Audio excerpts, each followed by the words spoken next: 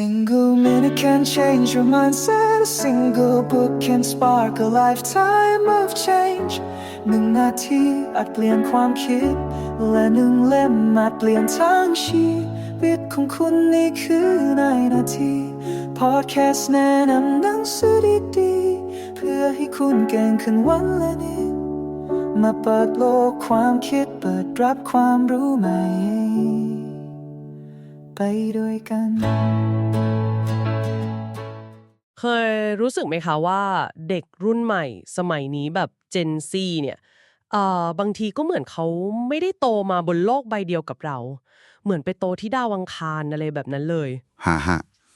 ครับเห็นภาพเลยครับวันนี้เราเลยอยากมาชวนคุยเรื่องนี้กันค่ะโดยอิงจากข้อมูลที่น่าสนใจมากๆจากหนังสือ The Anxious Generation นะคะที่เขาพูดถึงการเปลี่ยนแปลงครั้งใหญ่ของวัยเด็กเลยคือเปลี่ยนจากยุคที่เด็กๆเน้นวิ่งเล่นจริงๆนอกบ้านไปสู่ยุคที่ชีวิตผูกติดกับหน้าจอโทรศัพท์ซะส่วนใหญ่ครับเราจะมาดูกันค่ะว่าพวกงานวิจัยสถิติต่างๆแล้วก็แนวคิดเรื่องพัฒนาการเด็กเนี่ยเขาบอกอะไรเราเกี่ยวกับเรื่องนี้บ้างแล้วมันส่งผลต่อสุขภาพจิตของเด็กๆรุ่นใหม่ยังไงแล้วเราจะเรียนรู้อะไรจากเรื่องนี้ได้บ้างค่ะครับคือสิ่งที่น่าสนใจแล้วก็อาจจะน่าตกใจนิดหน่อยด้วยซ้ำนะครับคือการเปลี่ยนแปลงที่ว่าเนี่ยมันเกิดขึ้นเร็วมากจริงเร็วขนาดไหนคะคือมันเกิดในช่วงประมาณปี 2010 ถึง 2015 แค่ราวๆ 5 ปีเองครับซึ่งช่วงเวลาเนี้ยมันดันไปสอดคล้องพอดีเป๊ะกับช่วงที่ตัวเลขปัญหาสุขภาพจิตในวัยรุ่นมันพุ่งสูงขึ้นแบบชัดเจนมากอ๋อเหรอคะๆครับโดยเฉพาะพวกภาวะซึมเศร้าความวิตกกังวลโดยเฉพาะในกลุ่มเด็กผู้หญิงนะครับที่มีอัตราเพิ่มขึ้นถึง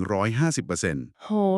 150%เกือบ2เท่าครึ่งเลยนะคะใช่ครับเกือบ2เท่าครึ่งในช่วงเวลานั้นมันเป็นตัวเลขที่มองข้ามไม่ได้เลยจริงๆครับชัดเจนเลยนะคะว่ามันต่างกันมากจริงๆคือนึกย้อนไปวัยเด็กยุคก่อนที่เน้นการเล่นจริงๆจังๆนอกบ้านเนี่ยมันเหมือนเป็นโรงเรียนชีวิตที่ดีมากเลยนะคะใช่ครับคือมันช่วยให้เด็กได้ทักษะสังคมแบบจริงๆได้ฝึกแก้ปัญหาเฉพาะหน้าได้หัดรับมือกับความผิดหวังเล็กๆน้อยๆบ้างมันคือการเจอหน้ากันสัมผัสตัวเล่นกันจริงๆอยู่ในชุมชนลองนึกภาพเด็กเล่นซ่อนแอบปีนป่ายเล่นไล่จับในสนามเด็กเล่นสมัยก่อนนู่นมันมีความท้าทายมีความเสี่ยงนิดๆหน่อยๆแต่พวกนี้มันจำเป็นต่อการเติบโตจริงๆนะครับตรงนี้สำคัญมากเลยครับมันเกี่ยวกับแนวคิดที่เรียกว่า anti-fragility anti-fragility ครับพูดง่ายๆก็คือคล้ายๆกับยิ่งล้มยิ่งแกร่งอะครับเด็กจะพัฒนาตัวเองแล้วก็แข็งแรงขึ้นได้ก็ต่อเมื่อได้เจอกับความท้าทายความผิดพลาดหรือความเสี่ยงเล็กๆน้อยๆในโลกจริงอ๋อเหมือนภูมิต้านทานเหรอคะๆคล้ายๆกันเลยครับเหมือนระบบภูมิคุ้มกันของเราที่ต้องการเจอเชื้อโรคบ้างนิดๆหน่อยๆเพื่อสร้างภูมิต้านทานที่แข็งแรงขึ้นแต่ทีเนี้ยพอมาเจอกับแนวคิด safetyism หรืออาจจะเรียกว่าลัทธิความปลอดภัยจัดก็ได้ครับsafetyism ครับที่มันเริ่มมาแรงมากๆตั้งแต่ช่วงยุค 80-90 เน้นการปกป้องเด็กจากความเสี่ยงทุกรูปแบบเลยมันก็เลยกลายเป็นว่าเด็กขาดโอกาสที่จะฝึกฝนความแข็งแกร่งที่ว่านี้ไปอ๋อเข้าใจแล้วค่ะครับผู้การเล่นที่มันท้าทายหรือ risky play 6 แบบที่จริงๆแล้วเด็กๆโหยหาโดยธรรมชาตินะครับอย่างเช่นการเล่นปีนที่สูงๆเล่นอะไรเร็วๆการได้ลองใช้เครื่องมือแปลกๆที่อาจจะดูอันตรายนิดหน่อยเล่นกับท่าต่างๆอย่างไฟหรือน้ำการเล่นต่อสู้กันหรือการผจญภัยแบบหลงทางหายตัวไปบ้างค่ะการเล่นแบบนี้มันลดน้อยลงไปเยอะมากซึ่งแน่นอนว่าโลกเสมือนในมือถือมันให้ประสบการณ์แบบนี้ไม่ได้เลยครับไม่เหมือนกันเลยน่าคิดตามมากๆเลยค่ะแล้วพอเด็กขาดประสบการณ์โลกจริงแบบนั้นไปแล้วก็หันไปใช้ชีวิตในโลกดิจิทัลแทนเยอะๆในหนังสือเขาก็ชี้ให้เห็นถึงสิ่งที่เรียกว่าหายนะ4ประการ four foundational harms ที่เหมือนกับมาพรากวัยเด็กที่ควรจะเป็นไปจาก Gen Z เลยนะคะครับมีอะไรบ้างครับ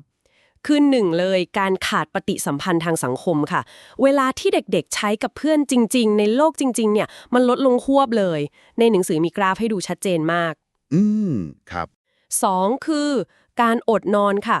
การใช้สมาร์ทโฟนแสงสีฟ้าการแจ้งเตือนต่างๆมันรบกวนการนอนแบบเต็มๆซึ่งการนอนไม่พอนี่กระทบทุกอย่างเลยนะคะสุขภาพกายสุขภาพจิตใช่ครับเรื่องการนอนนี่สำคัญมาก 3. คือสมาธิที่แตกสลายค่ะ พวก notification ที่เด้งตลอดเวลาเนี่ยมันขัดขวางการพัฒนาสมาธิ แล้วก็ทักษะการบริหารจัดการตัวเอง หรือที่เรียกว่า executive function นะคะ อ๋อ executive function หรือ EF ใช่ค่ะ พวกความสามารถของสมองส่วนหน้าในการวางแผน จัดลำดับความสำคัญควบคุมอารมณ์ต่างๆ มันพัฒนาได้ยากขึ้นเยอะเลย และสุดท้าย 4 คือการเสพติดค่ะ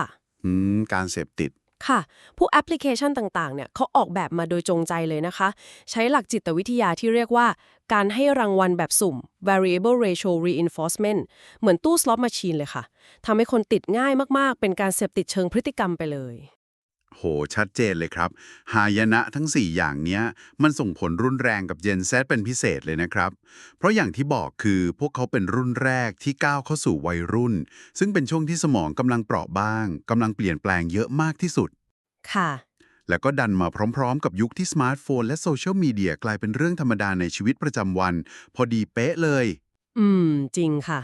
อย่างโซเชียลมีเดียเนี่ยนะครับ มันกระทบเด็กผู้หญิงหนักมาก ผ่านการเปรียบเทียบตัวเองกับคนอื่นที่เราเห็นในจอ แล้วก็เรื่องความก้าวร้าวทางความสัมพันธ์หรือ relational aggression relational aggression แบบไหนคะ ก็อย่างเช่น การปล่อยข่าวลือ การนินทา หรือการกีดกันเพื่อนออกจากกลุ่มในโลกออนไลน์อะไรแบบนั้นนะครับ อ๋อ ค่ะค่ะ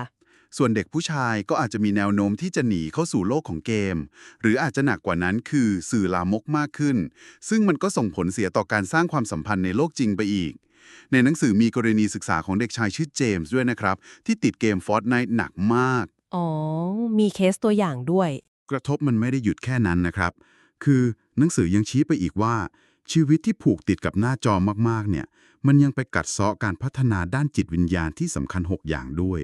ที่เรามักจะพบในคำสอนทางศาสนาหรือปรัชญาทั่วโลก โห มีเรื่องจิตวิญญาณด้วยเหรอคะ มีอะไรบ้างคะ ครับอย่างเช่น การรู้สึกถึงความศักดิ์สิทธิ์บางอย่างร่วมกันในสังคม การที่เราได้อยู่กับปัจจุบันขณะในร่างกายของเราจริงๆ ความรู้สึกสงบภายใน การปล่อยวางตัวตน อัตตา การฝึกที่จะไม่โกรธง่าย ให้อภัยเร็ว แล้วก็ความรู้สึกยำเกรง หรือความรู้สึกทึ่งในความยิ่งใหญ่ของธรรมชาติ ซึ่งประสบการณ์เหล่านี้มันหาได้ยากมากจากหน้าจอครับ ฟังดูแล้วข้อมูลทั้งหมดนี้ มันไม่ใช่เรื่องไกลตัวเลยนะคะ มันเกี่ยวกับพวกเราทุกคนเลยไม่ว่าจะเป็นพ่อแม่ เป็นครูหรือแม้แต่การทำความเข้าใจพฤติกรรมของตัวเราเองในยุคนี้ด้วยซ้ำ ใช่เลยครับ การที่เราได้รู้เท่าทันผลกระทบต่างๆ เหล่านี้ มันน่าจะช่วยให้เรารับมือกับความท้าทายในการเลี้ยงดูเด็กยุคใหม่ได้ดีขึ้นนะคะ จริงๆ แล้วในหนังสือ The Anxious Generation เนี่ยเขาให้รายละเอียดแล้วก็ข้อเสนอแนะที่เป็นรูปธรรมมากกว่าที่เราคุยกันวันนี้เยอะเลยค่ะ ครับ มีทั้งข้อเสนอระดับนโยบายอย่างเช่น การยืนยันอายุผู้ใช้งานออนไลน์ หรือว่าการกำหนดอายุ 16 ปีเป็นเกณฑ์สำหรับผู้ใหญ่ทางอินเทอร์เน็ต แล้วก็มีข้อเสนอระดับโรงเรียน เช่นการทำให้โรงเรียนเป็นเขตปลอดมือถือจริงๆจังๆเพิ่มเวลาเล่นอิสระให้เด็กๆ น่าสนใจครับ และแน่นอนค่ะ ข้อเสนอระดับครอบครัว อย่างการตั้งกฎกติกาขอบเขตการใช้จอ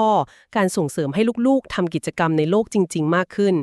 คือการหาหนังสือเล่มนี้มาอ่านหรือสนับสนุนเนี่ยก็เหมือนกับการสนับสนุนงานวิจัยที่สำคัญมากๆในยุคของเราเลยนะคะ เห็นด้วยอย่างยิ่งครับ และมีคำถามสำคัญคำถามหนึ่งที่หนังสือทิ้งท้ายไว้ให้เราได้คิดต่อกันนะครับ ก็คือว่า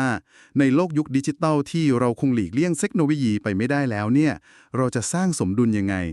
เราจะคืนประสบการณ์ที่จำเป็นในโลกแห่งความเป็นจริงให้กับเด็กๆ และอาจจะรวมถึงตัวเราเองด้วยได้อย่างไรบ้าง เป็นคำถามที่น่าเก็บไปคิดต่อจริงๆค่ะ แล้วผู้ฟังทุกท่านล่ะคะมีความคิดเห็นอย่างไรกับประเด็นนี้เหล่านี้บ้าง หรือถ้าใครได้อ่านหนังสือเล่มนี้แล้ว มีมุมมองอื่นๆ อยากจะแบ่งปันก็สามารถแสดงความคิดเห็นกันเข้ามาได้นะคะสำหรับวันนี้ขอบคุณมากๆที่เข้ามาร่วมสำรวจประเด็นที่น่าสนใจนี้ด้วยกันนะคะ ขอบคุณครับ แล้วพบกันใหม่ค่ะ สวัสดีค่ะ สวัสดีครับ Every page you turn is another step towards your success ทุกนาทีพลิกคืออีกหนึ่งก้าวสู่ความสำเร็จในแบบของคุณหากคลิปนี้มีประโยชน์ช่วยแชร์ไปให้คนที่คุณรักแล้วเอามาเรียนรู้สิ่งใหม่ๆไปพร้อมๆกันครับ